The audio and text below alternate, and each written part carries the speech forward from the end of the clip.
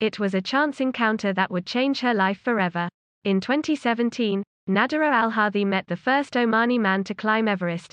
That evening she made a pledge to replicate al-Siyabi's achievement, using his mentorship as guidance. His story, it touched me, she tells CNN Sport. I was inspired to do something for myself, to challenge myself. Before training to climb the world's tallest mountain, Alharthy's workout routine extended to going to the gym a few times a week. She knew she had to dramatically change gears, beginning with strengthening her muscles and improving her resistance. With al-Siyabi's help, her training schedule developed into that of a fully fledged endurance athlete, consisting of running, hiking, rock climbing, canyoning and caving. The physical preparation for Everest was challenging, but improving her mental stamina was even harder. Training the mind, it's harder than training our bodies, she says. In the 2 years leading up to the climb, the only other person who knew about Alharthy's ambition was al-Siyabi. We kept it as a secret for a long time, she says. She wasn't just building up her mental strength for Everest, but also working up the courage to tell her family. I was scared to tell them because I just decided to go to Everest without any experience. In 2019, 2 months before setting off for Nepal, Alharthy told her family about the expedition. They were very surprised and shocked because I never discussed it before. They refused the idea from the beginning. My mom was very stressed and worried about my safety, she says. Despite their reaction, she was determined to fulfill her ambition. She arrived in Kathmandu flanked by an all-Arab, all-female team, including Mona Shahab from Saudi Arabia, and Joyce Azam and Nelly Atta from Lebanon. She was in constant contact with al-Siyabi until her arrival at base camp, when their line of communication started to dwindle. Her mentor had recently been admitted to hospital after suffering a stroke. I started feeling worried about him. But I said, okay, he will make it, he's strong, she says. His death gave the expedition a new sense of purpose. Alharthy wasn't just climbing to fulfill her own ambition, she wanted to honor al-Siyabi's memory as well.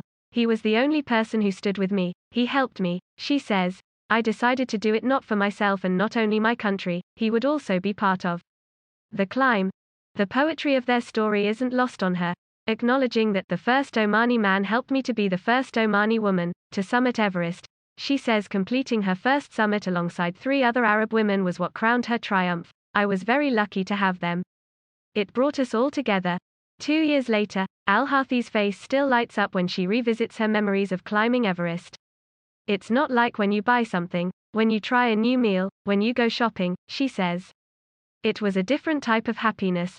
While participating in endurance sports, Alharthy has had the chance to connect with fellow mountaineers. I was not planning to go to al-Madablam from the beginning. Then one of our friends, Farhad, he messaged me that he was going, says Alharthy. I told him, I'm not as afraid of climbing the mountain as I was afraid of the cold because it's winter season and that's very difficult. Having unsuccessfully attempted the same climb in 2018, Alharthy was scared of failing again, but she knew that Badar's moral support, coupled with her training for Everest, would set her in good stead. I felt that I was prepared. With an exposed ridge that requires vertical mixed climbing in rock, ice and snow, she acknowledges this was her most grueling trial yet. She says the technical know-how and full body strength required to climb al-Madablam surpassed Everest. There is no way for mistakes on al-Madablam because it's like you are climbing a big wall. We had to be attached on safety ropes all the time, she adds. If we miss anything, it's very dangerous. I want to use all the chances I have here in Oman to improve myself physically, she says. Cementing her status as a record-breaking mountaineer means that Alharthy has attracted waves of media attention over the past few years, but she was never searching for the spotlight. Even though she relishes the opportunity to develop her physicality and test her resilience, she says that the intense media scrutiny that comes with the job is emotionally draining. Her limits were tested after Everest. She was having trouble dealing with the emotional come-down of completing such a monumental feat and decided to stop training for a while. I was feeling depressed, she says. I felt this pressure on me, it was something I was not looking for. Alharthy has since found solidarity through her faith. Ahead of her expedition to al-Madablam, she earned messages of support from her Muslim fans on social media, where she has now amassed over 16,000 followers. She sees their prayers as a form of protection. Our faith. It makes you stand up again. It gives you strength, it gives you power. Her increased visibility online means that her family is now more accepting of her endeavors. But like any parent, her mother continues to agonize over the safety of her daughter. For them, It's something very exposed, it's something very unsafe. My mom, she's waiting for me to tell her that I will never climb again, she says. They support me to do what I want, but they are worried. She continues to inspire confidence in other Muslim women, many of whom have been encouraged to participate in outdoor sports after reading about her story. Her 32 nieces also embolden her to share her journey and highlight the power of female participation in sport. They are very strong, and they stand up for their rights, she says. I think it's a great story, she goes on to tell CNN.